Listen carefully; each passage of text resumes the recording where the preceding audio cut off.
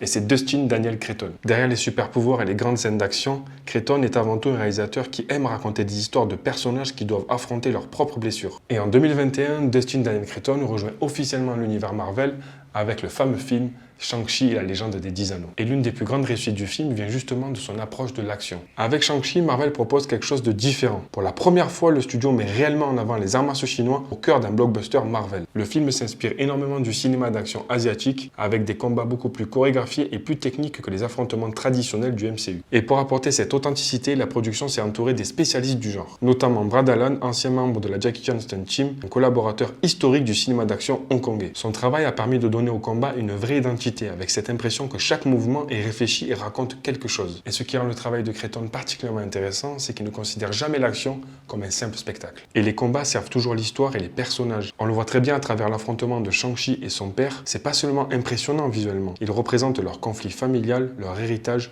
et tout ce qu'ils n'arrivent pas à se dire. Et c'est l'une des raisons pour lesquelles Marvel avait en lui un réalisateur capable de donner une nouvelle identité à Spider-Man. Si Dustin Daniel Cretton réussit son pari, alors Brand New Day pourrait offrir une version de Spider-Man plus mature, plus humaine et plus proche de l'esprit original du personnage. Un Spider-Man moins connecté aux grandes menaces cosmiques, mais davantage ancré dans New York.